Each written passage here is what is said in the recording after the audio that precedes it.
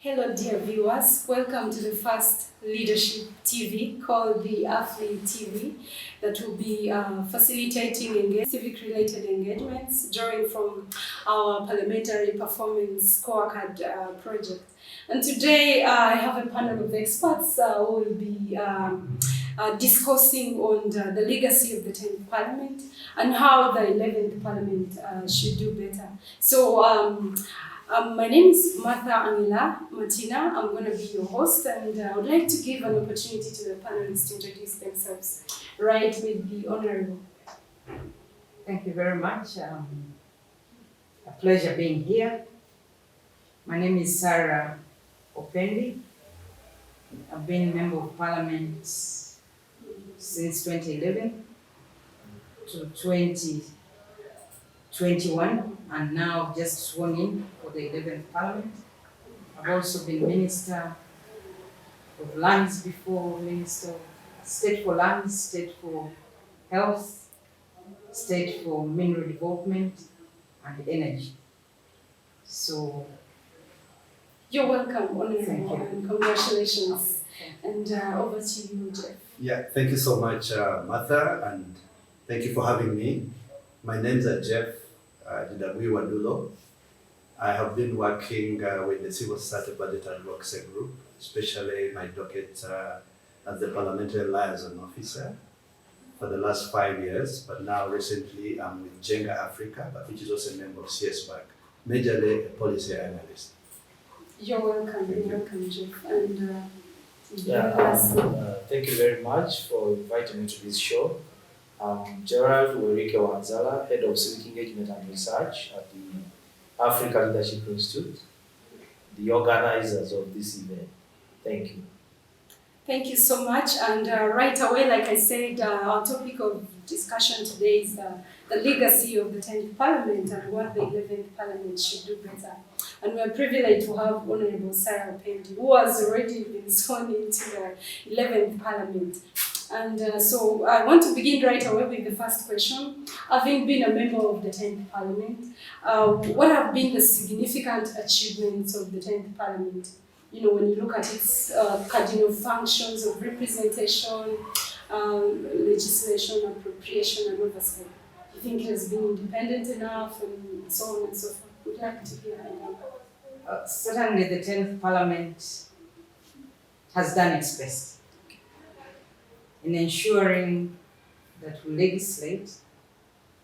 And when you look at the performance of the 10th Parliament compared to that of the 9th Parliament in terms of the bills passed, the 10th Parliament did better. We had over 100, I don't have the statistics here, but over 130 bills that were passed by the 11th Parliament.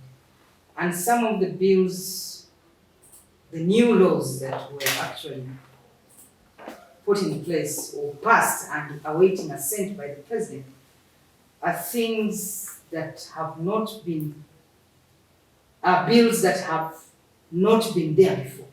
For instance, if you look at the local content bill, that to me is something that will shape the way we move forward in terms of engaging the local population. If you look at the sexual offences bill that has been recently passed, there were so many things happening in this country, but they would go because there was no law. And we hope that His Excellency the President will assent to that, so it's before. We also have human trafficking that has been ongoing in this country. And so many children even losing their lives because of either using them for sacrifice or selling the children. So all this was going on, but there was no law. So that bill to deal with this particular offense of trafficking in persons, to me, is a key step in the right direction. So overall, I must say that despite what happened in Parliament and you know that fight that during the age limit time that keeps popping up when you look at the 10th Parliament, overall in terms of legislation, the 10th Parliament has done its best, has done well. but also on issues of monitoring and supervision. The 10th Parliament also tried to go out, monitor the services that are being provided by the different organs of government, the different institutions, and reports have been presented, motions on the floor also tabled and passed. So overall, in terms of what our functions are as Parliament, I think the 10th Parliament tried its best. Okay. So you talk about, for instance, the oversight role, the monitoring reports submitted. Do you think, for being an insider within Parliament, for instance, a member of Parliament, some of those recommendations, what is the uptake? Of course, that remains the other challenge, and that's why I said they have tried to do their best. In terms of oversight, if you compare the 10th Parliament and the 9th Parliament, I think the 9th Parliament did a little more than we did. And when you look at the oversight bit of it, and this is something that we have to correct in the 11th Parliament. Because if you look at, for example, the Public Accounts Committee, which is supposed to be looking at the audit reports submitted to it by the Auditor General, these reports were just presented as we were almost leaving Parliament, and there was no time to actually critically look at these reports, discuss and make clear recommendations to Cabinet. So there was more of a rush. And remember, I even go to the floor to ask Park, why are you presenting reports of 2015, 16, 17? Where have these reports been? And why couldn't you consider them then? Because I don't think the Auditor General presented them in 2020. So there was a bit of, I must say, a weakness in some of the accountability committees. I hope that now, when we get to the level of Parliament, it won't be business as usual.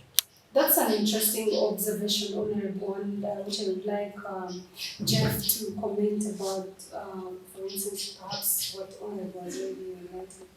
Yeah, in my own, thank you, Martha, once again. I think in my own assessment, and thank you, Honorable Pendy, for this. In my own view, I think you could say it has been a mixed bag, if you like. The highs and lows, but maybe if we could speak about some of the good things. This Parliament, the 10th Parliament, has, I think, beaten all the others in terms of being a more people-centered Parliament.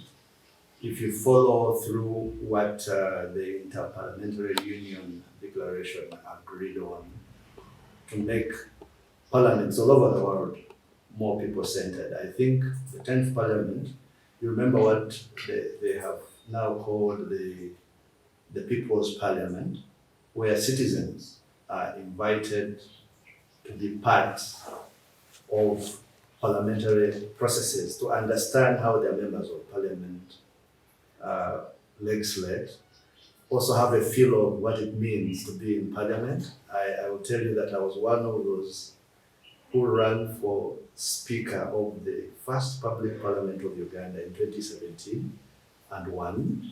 So I had a feel of what it means to be an ordinary citizen in the chair of the Speaker and how they moderate other members of parliament. So as in terms of bringing the Parliament of Uganda closer to the people, I think that will stand out for this Parliament. In terms also of interaction with civil society, I think there has been, save for recently when there was a very big drop in the adoption of the civil society proposals. But over time, in my tenure with the CS work, we did make proposals which helped the Parliament of Uganda to be more open in terms of sharing of information. I remember at that time there was no sharing of the order paper for the day. You would get the order paper, I think, after 2 weeks when the debate has taken place. Now, it is uploaded there and then before the debate takes place in the morning. You'd also take very long to get information of committee reports, motions, and so on. That has improved in this 10th Parliament, so you could give them kudos. Maybe the other one thing is the increase in the number of private members' bills. You know that previously it was basically the role of government to bring bills to Parliament. Remember even the Majesty bill. The Majesty bill was a private member's bill because you would require a certificate of financial implication to be able to do that. This Parliament has enabled private members to bring up bills and actually pass them. What about in terms of appropriation? For instance, being from Jenga Africa, which is a member of CSBAG, that Yes. has also been closely monitoring the budgetary process in the Parliament of Uganda. Yeah. What can you say about it? Has it been a bit consultative? Has the budgetary allocation process been consultative enough? Yes and no, but to the yes point, in terms of the interaction with the committees, especially the sectoral committees of Parliament, there has always been interaction with, say, the Health Committee, the Agricultural Committee, Natural Resources, Trade, and you could see a trend of uptake of civil society proposals. You could track them in terms of what the final budget was. If you look at the Budget Committee report that helps recommend the passage of the appropriations bill, you see a lot of civil society proposals there. So you could say, yes, as a standalone in terms of the 10th Parliament, you could see quite some adoption rate and interaction with civil society proposals. That makes it a good thing to relate with. Okay, let me get back to you, Jeff. I would like to hear from Dr. Werike what you think, perhaps what Honorable has left out, and Jeff, do you want to add something in terms of what you think are the achievements of the previous Parliament? Thank you, Martha. Well, they have heavily articulated the positive side of Parliament, and since we track Parliament, is really true. But from a research perspective, I'll probably dwell on the gaps that we have identified as Africa Leadership Institute. For instance, there's one question you find in the fourth session of this Parliament, where you see 66 oversight trips abroad, for instance, by committees of Parliament, and then 44 internal trips. So the question that has emerged is, where does government spend more money? Is it abroad, where MPs go to do oversight, or they're doing oversight in the country where most of the projects are? So we feel if Parliament, evidence has shown that when they minimize the movement, actually have done more work. For instance, recently they passed about 20 bills in 10 days. It was amazing. One of the bills I was so passionate about was the Inland Water Transport Bill, where a lot has changed in the water transport. We had ignored that sector. So I commend them, but I wish they could improve in respect to how we spend money on oversight trips. And then we have issues of supplementary budgets. It is a disease that we have been having. There was a debate from the 8th, 9th Parliament that let's create a contingency, since these things don't just occur suddenly, such that we plan, and there's a contingency fund where we can pick money and spend, and also have a limit. But so many things come. For instance, yes, we had COVID, but where almost $1 trillion is passed 3 days to the end of the financial year, and the Minister of Finance saying, no, we can spend this money in 3 days. It is prone to abuse. And then if you look at rules of procedure adherence, we have pointed out challenges to do with, is there a need to amend the rules of procedure? For instance, the 45-day rule, is it realistic that bills can be passed? Because from the third session, for instance, we discovered that only 18% of the bills respected that rule, the 45-day rule. So maybe we need to revisit in the 11th Parliament and see what is realistic and what's not realistic.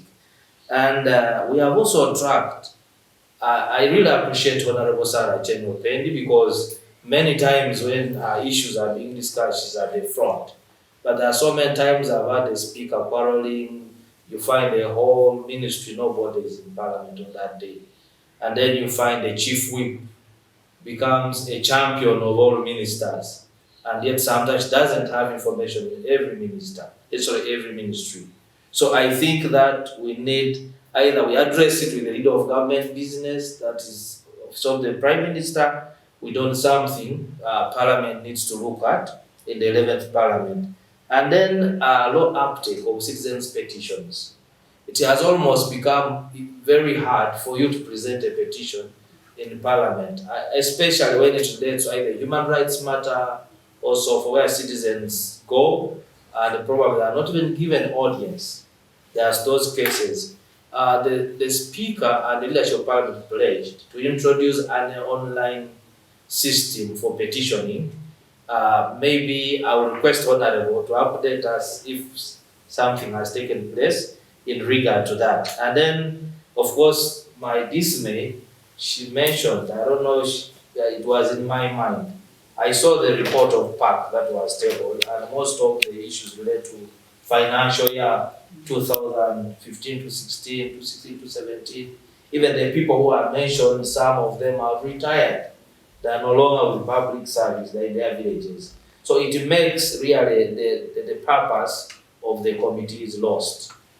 Yeah, thank you. Okay, thank you so much, Dr. Ricky.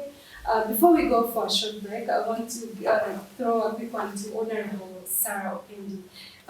Based on the gaps that he has highlighted, do you think, for instance, the Parliament of Uganda is equipped enough, especially in relation to the 10th Parliament, to withstand the pressures from the executive?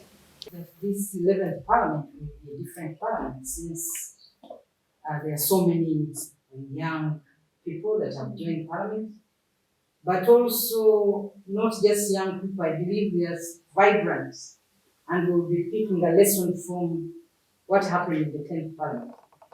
So I don't think people should simply resist the pressure from the executive. It should be reason that should guide the members. You don't just, maybe the executive is making a point that you're not able to see. So to me, I think there is always room for both the members of parliament with the executive sitting to agree and come up with a common position. I think to me that is how parliament should be able to move, because you cannot avoid the executive as parliament.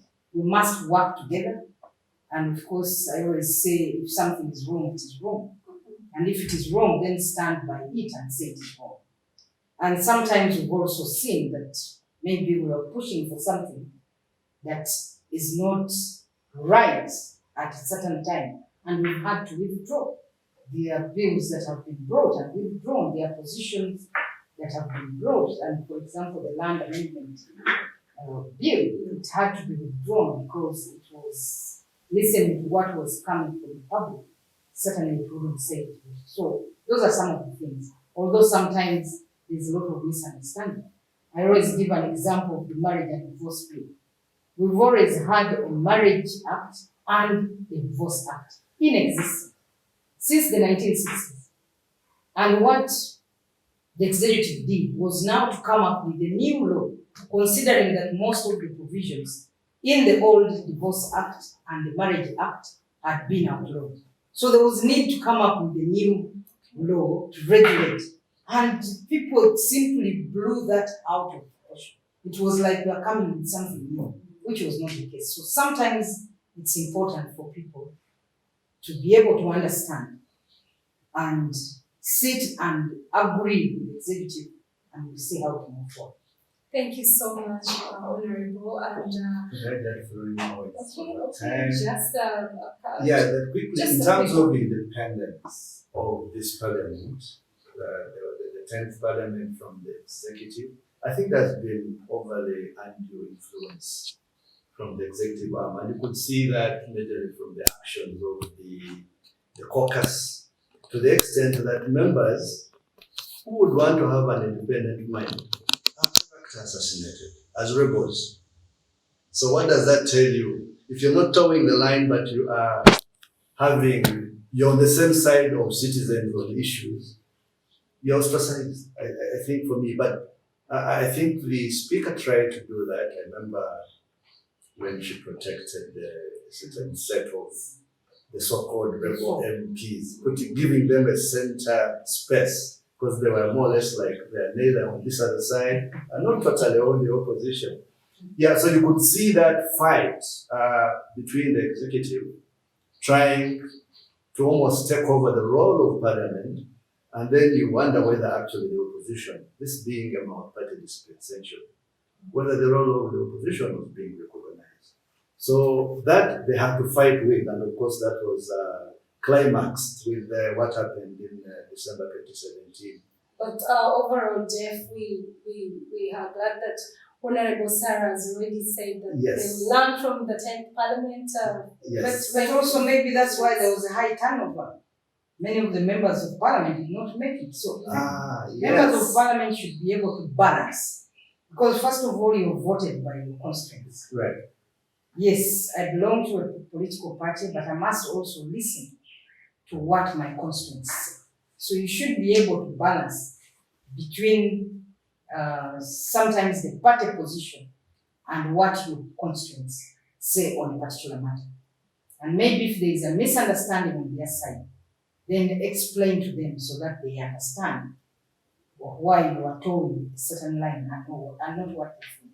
And maybe also the role of money in influencing decision making, whether inside the House of Parliament, in the caucuses, or in the constituency. We will talk about that a little more in detail, but whether actually when citizens bring you back, it was on the basis of your performance in the House, or because it was on the basis of how much money you spent. I participated in that. You guys have brought me to something that I want to ask. First, Dr. Oriki, and back to Honorable. Just quick one, so we can go to the break. So, Honorable had talked about the high turnover, for instance. Do you think the parliamentary performance scorecard that you published as Afli had an influence on the, Yeah, following the launch of the scorecard in July and the engagements that followed to a number of places in the country. But I will mention one. I was in Arua on Patches Radio, and then one of we called people to ask what may have influenced. Because at that time, almost all NRM incumbents had lost elections the time I went to Arua. And it happened the whole of West Nile.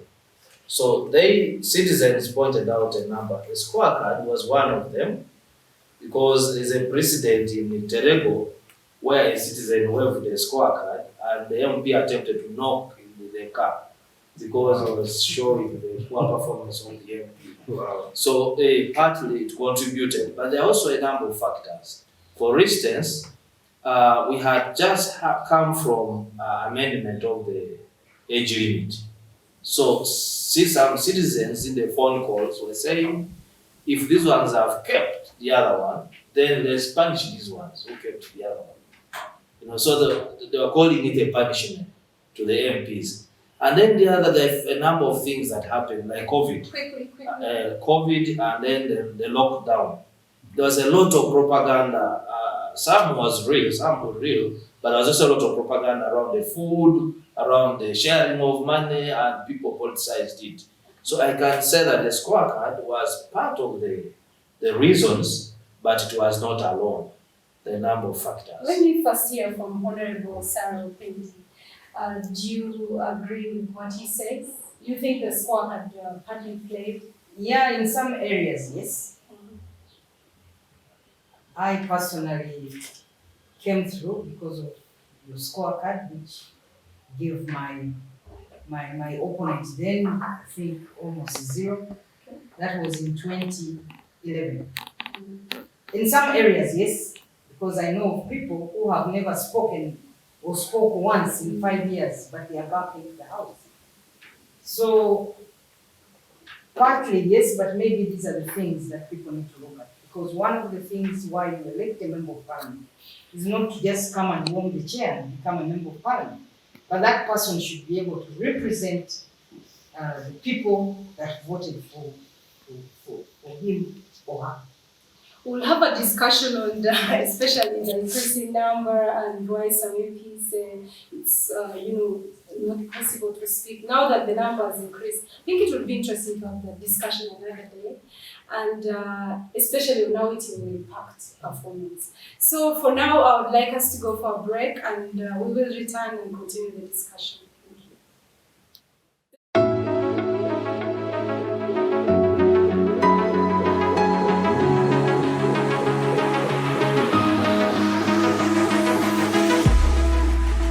Oh la la, it is here, the MP scan. Now ask your member of parliament a question. Know the performance of your member of parliament. Go to www.mpscanug.com.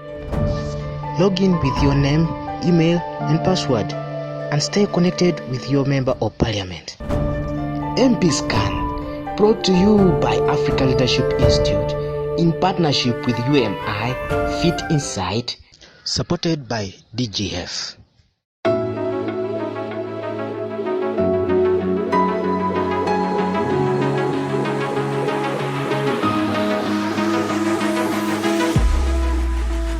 Hello, dear viewers. Welcome back from the short break. And so we are still continuing the discussion on the legacy of the 10th Parliament and what the 11th Parliament should do best. And so I want to ask again a question to Honorable Sarah Opendi with the rest of the members here.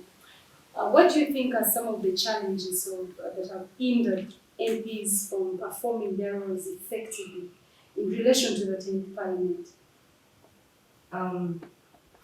One of the biggest challenges that we have had in the 10th Parliament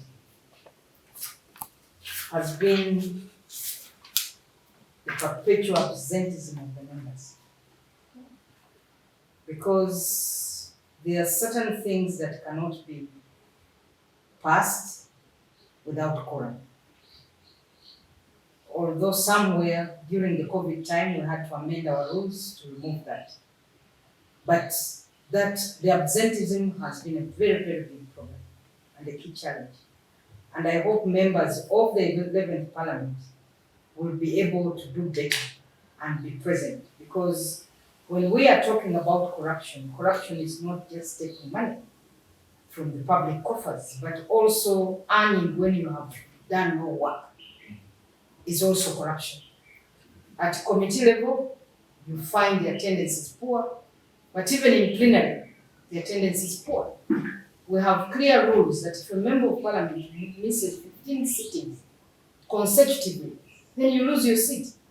But we have not gone into implementing that. And that is something that should be seriously looked into and implemented if we are to deal with the challenge of absenteeism.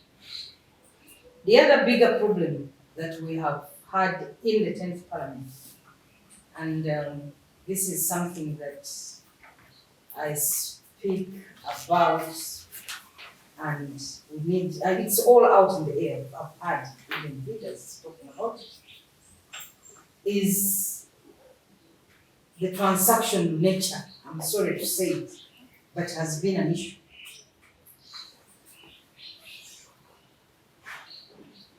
So we need to get out of that.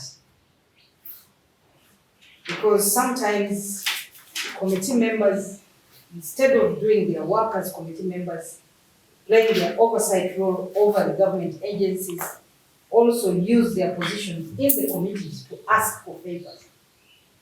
Give me a health center, give me this, extend electricity, extend water here. The moment you start getting into that,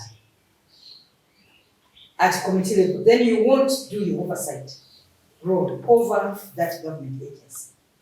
So that also, there has to be, members have to get out of that. Yes, you need water in your community, but do your oversight role, independent of your other requests. And government is there to extend services to all parts of this country, irrespective of where or your position as a member of parliament, or your political party, as whichever party you have come the vehicle that you use to come to Parliament. So to me, I think those have been some of the challenges. Key is the challenge of representative and also that the transactional nature of these committees of Parliament. So, when you look at the oversight role of Parliament, do you think they are staffed enough? Or do you think, is there a system in place for MPs to perform their roles, or there could be hindrances in that area? No, the systems are there because members of Parliament, first of all, they are politicians, but they have teams, technical teams that work with them. For example, if you look at the Public Accounts Committee, there are staff from the Auditor General's office that give the technical guidance to them. If you look at the Legal and Parliamentary Affairs Committee, they have also the Director of Legal Affairs within Parliament that helps work with them. So they have the technical backing from within, and therefore I think the committees are well equipped, well staffed to undertake their oversight role. But this is also something that we have to look at, maybe the leadership of Parliament, that in choosing committee chairpersons, they must look at one's experience, other than just the loyalty to the party. Experience should come in, because you sometimes find a person who may not have had experience, may not have been exposed, simply maybe because the person has or is so loyal to the party and is put to chair this committee. Definitely that committee would not perform. The moment the chairperson is not knowledgeable enough to undertake his or her mandate. Thank you so much, Honorable. I'll get back to you. So I want to hear from you, Jeff. You've been being a member of from Jenga Africa and a member of CSCAP. You've been closely, monitoring the appropriation function of Parliament of Uganda. What do you think are some of the hinder MPs in that area performing their roles? Yeah, thank you so much, Martha. I just want to build on Honorable Pendy's, she talked about the transactional nature of business. I think that is a very big hindrance, especially when we look at, remember the COVID money. Remember when Parliament was taken to court by Honorable Karubanga and the other colleagues, when the budget committee erroneously included money without going through the rules of procedure, 20 million for each MP to go and handle the COVID crisis striking their constituencies. I know that the pressure might have been there because I think the structure for COVID response had eliminated the members of Parliament. So they felt a bit vulnerable, but I think adhering to the rules and the abuse of money from government, I think was a law on their part. Let me highlight the role of two committees in Parliament, two or three. Number one, the Budget Committee, which is supposed to scrutinize the budget proposals from the executive and make recommendations. If you look at the scrutiny role, very good, 70–80%, because they point out the gaps. They say you see non-alignment to NDP 2 or 3 in this case. They look at non-alignment to SDGs. They look at whether there are enough outputs and outcomes. But then when they discover the gaps, they go ahead and pass the budget. So you wonder then their role in terms of scrutiny and oversight. Look at the National Economic Committee, which has been responsible for, I think, the tripling of our debt. We are now talking about 66 trillion debt, which is, that's about 1.5 times our national budget of about 44 trillion. In the last 5 years, we've seen that happen. And when you read the committee report, the national economy, very good advice on how government should not borrow more money. But they go ahead and pass these laws. So for me, I think the I think there is, and you know, these committees, by the way, are supposed to be very powerful committees, which should be very well resourced, and they are backed by the Constitution. Do you know that these committees, especially the oversight committees, have got powers of the High Court? It's in our Constitution. But to what extent do they exercise that power? Look at our Kosase, our park. You know that. Remember that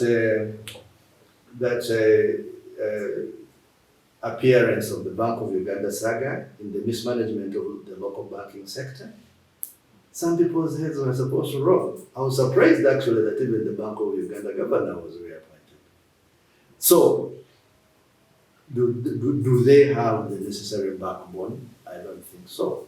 Are they using their powers to be able to do the things they do? So you hear a lot Are they of... independent? Are they independent from the executive? Maybe not necessarily. They need to improve, I think, in that perspective. One last thing. Okay. We have seen over time the increase of the security budget with the component called classified expenditure. As we speak right now, I think it has come to about 10 trillion.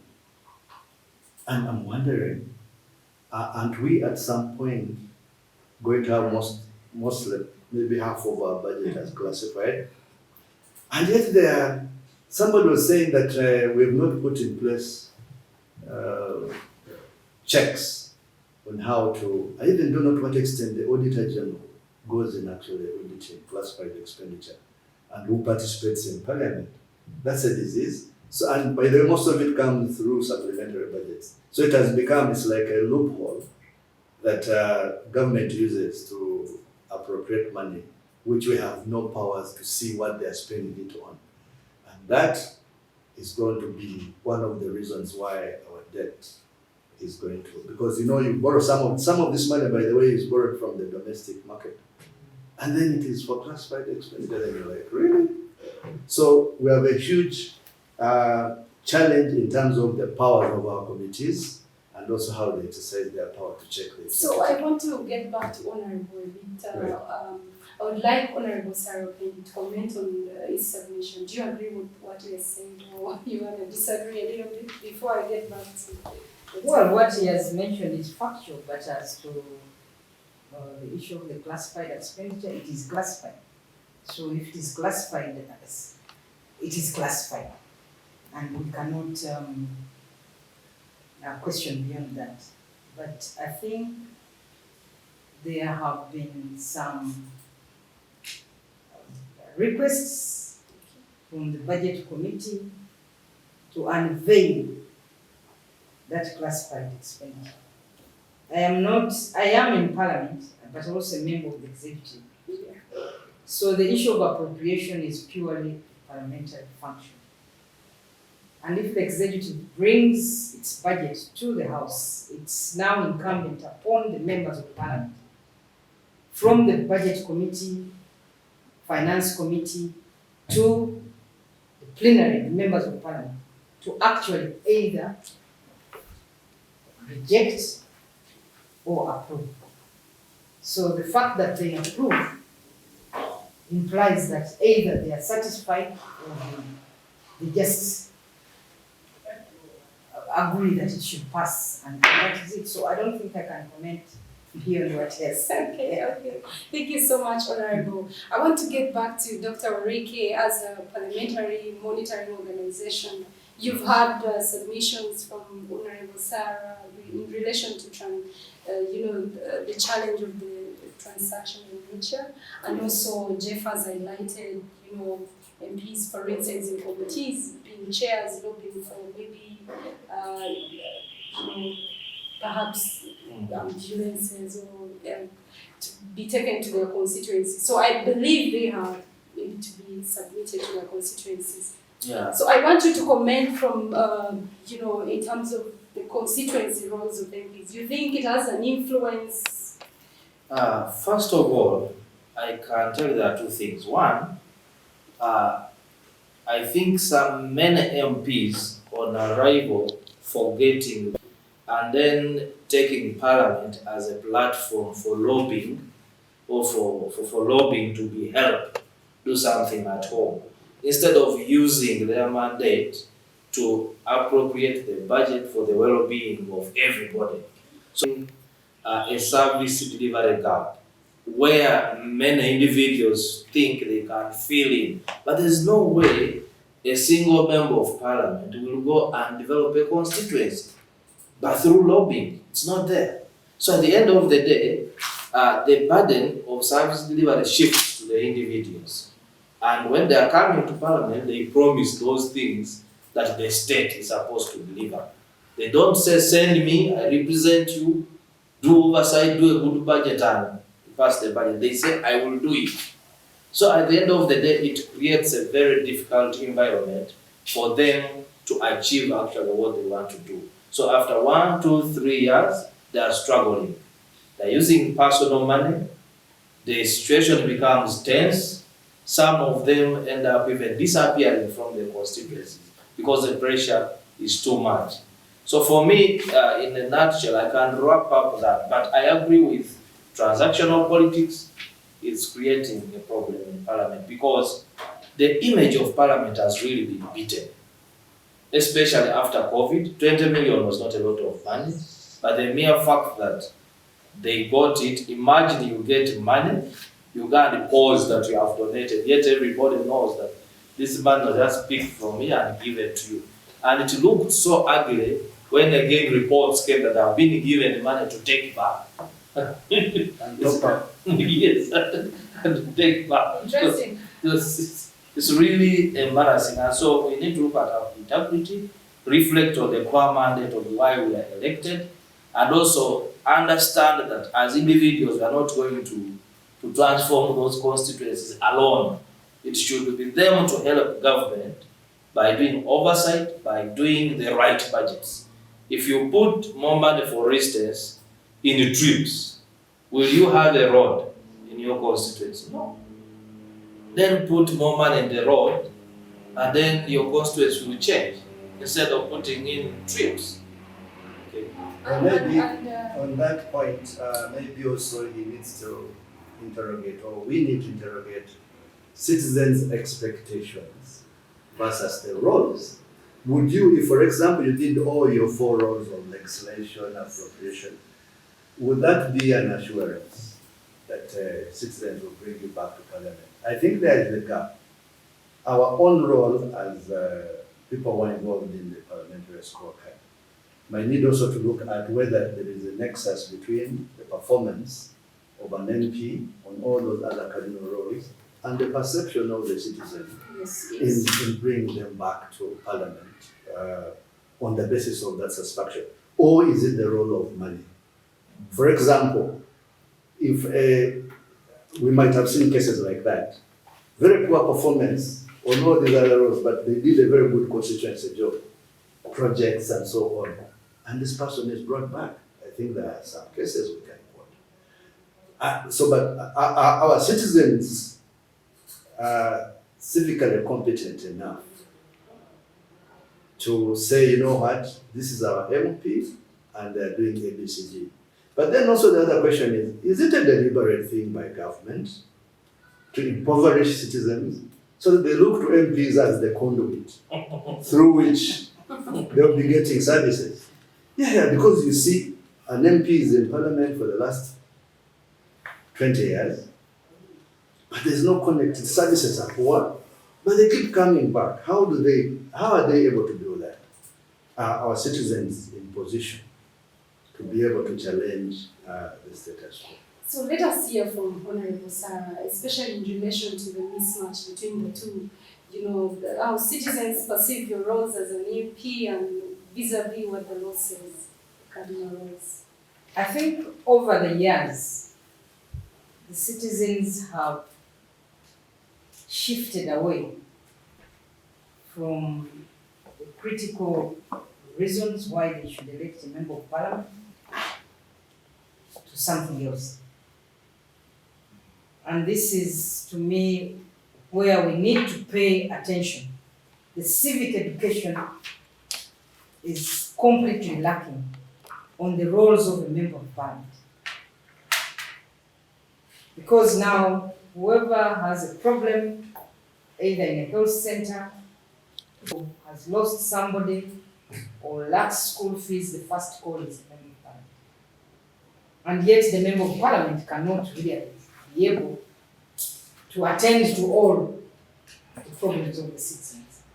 So I think this coming 5 years, I hope there can be civic education to the population to shift away, because now it's money, it's also money. Although money is not everything. You can bring your money and people still don't vote for you. But people believe that they must, a member of parliament must solve all the problems either in the constituency or at the state level.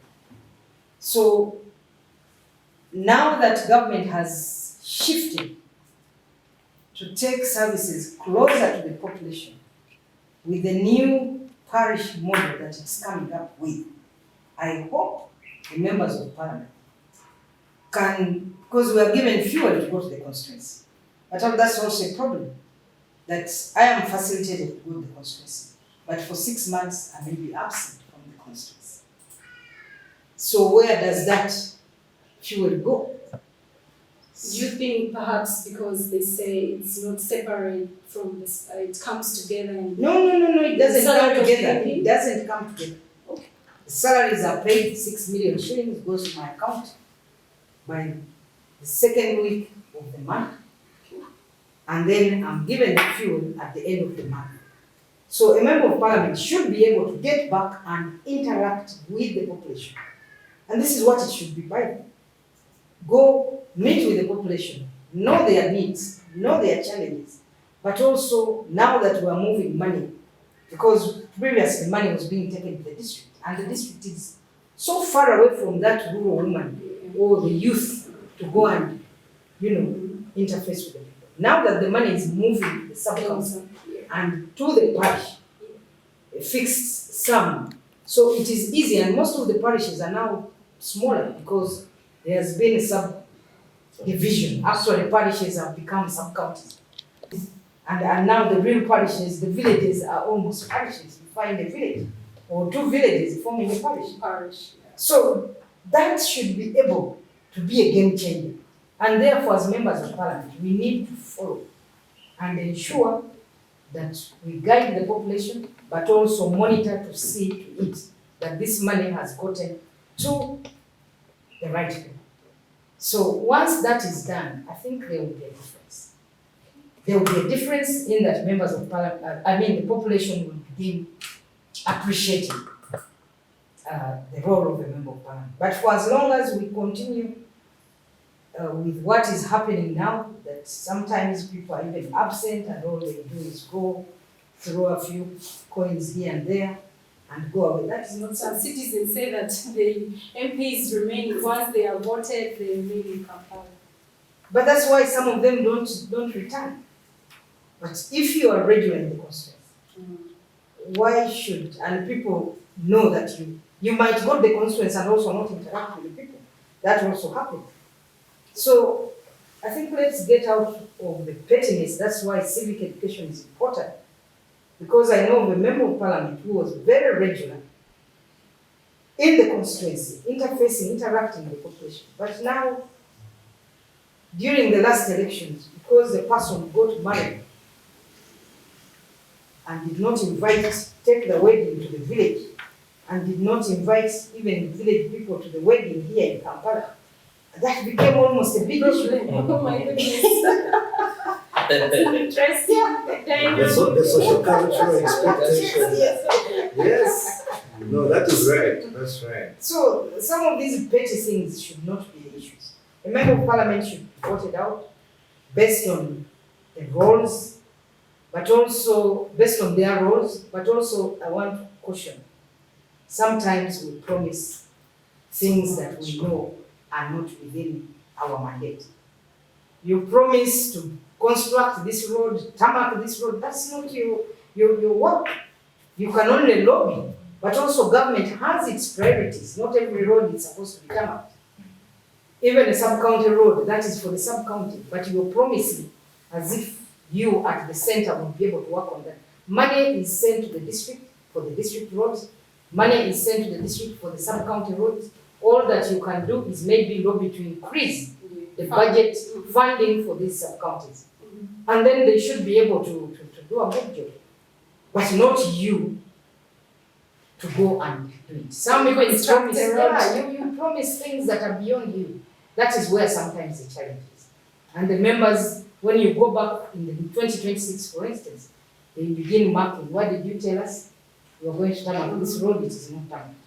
You are going to build a bridge there, you're going to bring this, and even the ambulances. The ambulances, I was in the Ministry of Health. We have so many ambulances, more than we actually need. Oh my goodness. Yes, but most of them did not have money for maintenance. And in some hospitals, for instance, or health centers, where they had ambulances, the ambulances became the means of transport for the one in charge of that health facility. And this is why we had come up, we were pushing for the ambulance service. I don't know where the policy. There was about 400 billion. Yes, for that for the policy. ambulance. Whatever happened? So that we have an ambulance service and away from the health facility, where if somebody needs an ambulance, you simply call and the system allocates the nearest ambulance to you and sends. That is the way to go. But for as long as we attach an ambulance to the health facilities, where there is no transport for a medical superintendent, where there is no transport for the nurses to go for the outreach, where there is no transport for maybe the in-charge at the health center, that becomes the means of transport for that person. And the ambulance definitely will not be able to offer the service to the population. Thank you so much, Honorable. I want to give you an opportunity, one of you to just add something before we go further. A quick one. I think for me, for as long as government continues to be absent in people's lives, the misconstrued role of an MP will continue. Because if members are providing services, it's like an extension arm of government. If I'm buying an ambulance, national ambulance policy, about 400 billion that has come to Parliament several times, then we will continue having a client list kind of relationship between prospective members of Parliament and the citizens. For as long as government doesn't seem to appear for them. I wanted to ask you perhaps that's what you mean, because if I have no access to health services, if the roads are bad, if there's no water in the vicinity, in the nearest 1 kilometer, then I'll always blame my member of Parliament or ask them to actually provide those services. So I think if government improves service delivery, and also perhaps the one last thing is maybe if we don't pay members of Parliament as much money and start making the role of an MP not as attractive, that could be a game changer. So that people stop looking at going to Parliament as an opportunity for killing it. And then the citizens now look at their member as the one who is going to government to pick spoils for them to be able to get something. You think MPs are paid a lot of money? Honorable. They determine their own pay, so I think that they are highly paid. You can't determine your own pay without the executive, because that's where the money comes from. So otherwise, the pay of the MP would now be 20 million or so, but I earn 6 million shillings as salary. I'm waiting for this first week coming. One of the agendas might be, we saw that in the 10th Parliament, one of the agendas was to actually increase salaries of MPs. The first plenary session. The first, in the 10th Parliament. But that's impossible because the budget has already been passed, so I know, that's a challenge. And I think there was a court ruling. Yes. There was a court ruling by a citizen who went to court. The question was whether it's right for MPs to midway to just increase their emoluments. I think court decided they can do it through a normal budgeting process through the parliamentary commission. That was irregular to move a motion and the floor. Yes. Okay, so you still want to comment? Well, I wanted to comment on one thing. Mileage, the money to go to the constituency. And I also recall that when I went to Tungamo and Kazo, I interacted with the district speakers. So that's when I knew that every member of parliament is actually a member of the road roads committee. So the leadership in Ntungamo and Kazo were complaining that MPs do not come for feedback, but they wait for the roads committee meetings because they are paid by the, I think, separately under the road fund. So they only go when there's something to do with the road. And also road gives them mileage because then they will pretend that the ones who have brought the road. So it's an interesting finding that I wanted to bring to your attention, and maybe we need to investigate further. No, I don't think, well, I don't know, but I don't think I have gotten money from the roads committee. We have, in my district, we've made sure that we sit regularly, at least once every quarter. And normally, ours is to monitor what funding has come, Yes. what work has the district undertaken, and if they have undertaken any work, then we move to the ground to actually monitor and see what the roads look You like. mean as MPs from the district? Yes, we are, district? yes. And the chair of the roads committee is a member of parliament. So, and I've been paid 90,000. What is 90,000 shillings really? To a member of parliament. Actually, I don't pick it, I just leave it with the people, because when they see me, people will come to greet me. So that's money ends up with. Yes, I get 90,000. You Yes, spend more than 90,000 as my sitting allowance for a roads committee, and Does it take place 110. in Kampala or? No, in Tororo. So 110,000 as your fuel. How much fuel do I use from Kampala? Is it 110? It's more than that. So I think maybe the districts, other districts, pay different. But this is what is in. This is what is budgeted for the members of parliament under the district roads committee. Okay. So you think it could be the same in terms of allowance, or there could be a resource gap? I don't know. It's a resource gap, but also when we move down, we as members of parliament, as I said, we have money, we have fuel given to us to move to the constituency. So we plan our meetings in such a way that it is maybe on a Friday, when we all know that we are going back home, because Friday parliament doesn't sit. So we have our meetings maybe on Friday, and maybe Saturday we can move to the different sites, and that is it. Yeah. Thank you so much, Honorable. And yes, dear viewers, we would like to go for a short break and return to conclude this discussion. Thank you.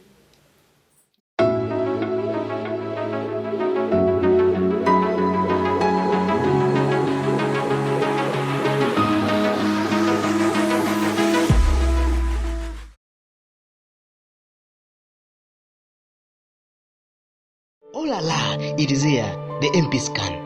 Now ask your member of parliament a question. Know the performance of your member of parliament. Go to www.mpscanug.com.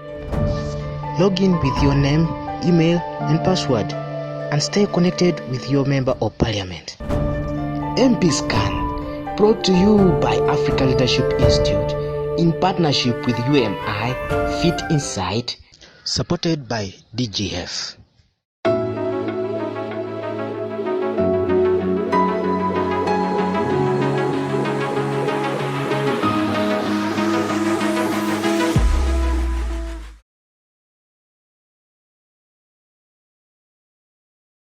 Yes, hello dear viewers, welcome back from the short break. Yes, we are still discussing on the legacy of the 10th Parliament and what the 11th Parliament should do better or differently. So we want to wrap up this discussion with hearing some of the recommendations. I want to ask the panelists, starting with Honorable Sarah. Pardon me for the name pronunciation. What do you think are some of the recommendations that, for the 11th Parliament to perform more effectively?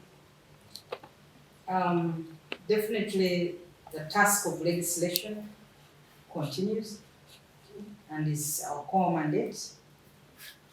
It is my hope and prayer that the 11th Parliament will be able to process bills in time, because a bill is sent to a committee, supposed to be processed within 45 days, and if they are unable, they are supposed to report back and request for more time, but giving also reasons why they've not been able to do that. So I expect that the committees of parliament should be able to move as per our rules of procedure, and if we did that, we shall definitely achieve more. Secondly is the issue of representatives, which has been a big problem.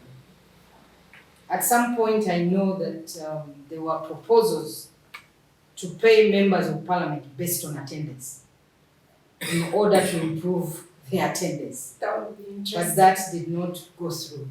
So I hope that in this 11th parliament, there will be better attendance, both in plenary and at committee level. Because if the committees don't sit, definitely work will not be processed. But of course, some of the work also by parliament, most of the work actually comes from the government side. The government side definitely will be able to do our best, do our bit. I'm speaking like I'm in the next government. Yeah, you're already there. So, but we hope that the executive will be able to do its work, bring the necessary bills and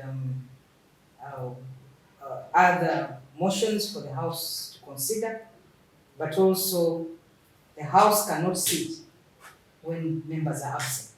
So I really hope that we should be able to know that corruption is not only money that you get, or money that you get or money that you could have picked from whatever institution, but corruption is also being paid for work that you have not done. So I honestly hope that members of the 11th Parliament will be present to sit in the House, debate, and make the necessary recommendations. Thank you so much, Honorable. Over to you, Jeff. I see a huge challenge for the 11th Parliament. Maybe just even looking at sheer numbers. I think we have now 100 more MPs. From 426 in the last one to about 526 now. 29. 29. Yes. So, and you know, the performance at plenary is up to speak. The speaker, I think, has about 2 minutes, and the microphone goes up. So I don't know, that has to be now cut into 2, perhaps, speaking for 1 minute. So I see a bit of a challenge in terms of performance at plenary level. So maybe we can see more, we could recommend more participation at committee level, Okay. but also reallocate members according to their professional expertise rather than, just filling in the numbers at committee level. I would like also to ask that this 11th Parliament stands out a little more independently. Listen less to the influences of the executive, especially now as I've also seen in the election of the Speaker. You see, the citizens benefit more if Parliament is independent of the executive. It should not be an extension. But Honorable just highlighted that it's very necessary for the executive, to step in and provide. No, listen to executive proposals. Yeah, but working together. do not run down the institution of Parliament. Actually, almost equivalent to cutting off one of the arms of Parliament. How are you going to function as a government? I think the independence of the institution of Parliament helps to check the powers of the executive. So for me, in as far as the role of the institution, that should work. And then also the committees should be able to exercise their constitutional mandate of oversight. If they have checked the excesses of government, we should see their recommendations being put into practice, other than just going through the motions of window dressing in Kosase, in Park. But when the recommendations are not taken up, we really have a huge problem with that. What about in terms of appropriation? Yes, well, when they appropriate, this is the citizens' budget that they are appropriating. So they should be able to have a link between money that is passed and the value for that money which is allocated to the different programs. Now we're in NDP3. We should see a relationship between money spent or appropriated and service delivery and quality of the services that they provide. And of course also work on the issue of debt, which is becoming a huge cancer for the government. Thank you so much, Jeff. And I want to get to Dr. Oriki. Drawing from your parliamentary monitoring processes at the constituency level, I would like you to give some recommendations in that line. I think the issue of equal treatment of bills should be put into consideration. We are tired as citizens of seeing a scenario whereby if it's something to do with introducing the tax, okay, amendment to the tax laws or borrowing, the speed is rapid. And then you find laws relating to human rights, for instance, taking forever. So we feel that bills should be given some equal treatment, such that we don't only prioritize those that enable the executive to get more money and spend, okay, as opposed to others that deal with the well-being of the people. Of course, when they raise money, people can also be, given services. But I mean, for instance, the minimum wage bill, over 900 days in the committee, it's too long. The data protection and safety bill, taking over 1,000 days, and yet laptops and so forth have become a security issue. So these are things we need to consider. The other, Parliament needs to stop transactional politics. Give me, I give you, like we witnessed during COVID. And honestly, this has to do with Parliament working to clear its image, because it has been battered, especially in the last 3-4 years. And then we also need concrete plans on clearing backlog from committees. There are committees actually that have not sat at all. I don't know, when we track them, either they don't have business or why were they created in the first place, So I think we need to look at that, and then the leadership of Parliament needs to create an enabling environment. Recently, I think, of course, we are not involved, but we see either the relationship between the Speaker and the Deputy may have cracks. We have seen that when the two work together, they achieve more. So we hope in the 11th Parliament, the environment will be more conducive for staff of Parliament and the leadership of Parliament to execute their mandate. What about in relation to the constituency roles of MPs? Yes. What can you recommend? What I recommend is that if MPs are facilitated to, say, visit, give feedback on what they've been doing in the Parliament, like Honorable said, if you take money and you don't do your role, you are as good as a corrupt. You get it. So I think we need to stop the corruption of pocketing money and we don't go. Because our oversight in constituency, our feedback improves the relationship between the citizens and the MPs themselves and the Parliament. Okay, thank you so much. Anybody else within the panel that wants to add more? You want to add more in terms of the recommendations? Thank you very much. I want to really appreciate the African Leadership Institute, but maybe also to indicate that the parliamentary scorecard is a very important tool that members of Parliament need to know about. And also to indicate that the 11th Parliament, most of the members are new. Some of them have not been working in offices, they've been self-employed. Our roles well, then we should be able to take the services back to the population. Are you aware that we lose over 1 trillion shillings in corruption in this country annually? If that gap can be closed, then how much can 1 trillion shillings do? Quite a lot. Even recently, during the presidential swearing in, I think a day before, the New Vision published an article. I think they were asking for citizen views on what they would want the president to address. And corruption was one of the issues that stood out. They said the president in this parliamentary, in this term, should be able to address corruption to the core. So if we close that tap, then we should be able to offer the services that actually is. 1 trillion shillings is not small money. It can do a lot in the constituency. It can do a lot in the health sector. It can do a lot in the water sector because we still have communities that do not have clean water. So really, as members of parliament, there is a lot we can do in fighting corruption. Corruption cannot be an issue for the executive alone. Parliament's role is oversight. And if we play our oversight role well, we should be able to deal with this cancer called corruption. Thank you so much. And Jeff, you want to add something? Basically, as I wrap up, I think the role of citizens in getting us the leadership that comes to parliament, we need to do a lot more there. Building civic competence, be able to make decisions on the basis of the roles of an MP as opposed. I know it's not going to be an easy thing, but behavior change communication starts with the first step. That will help to improve on the quality of members of parliament that we get, but also the kind of services that citizens get. Thank you. Yeah. A quick one. Yeah, okay. Yes. As Honorable said, civic education is very important, and I would like to urge government to really fund civic education because as civil society we try, but we do not have all the resources.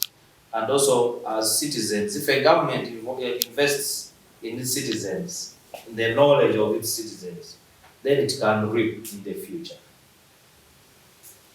Thank you so much, dear panelists. It has been a wonderful opportunity to host all of you in this panel as we discuss the legacy of the 10th Parliament and what the 11th Parliament should do better.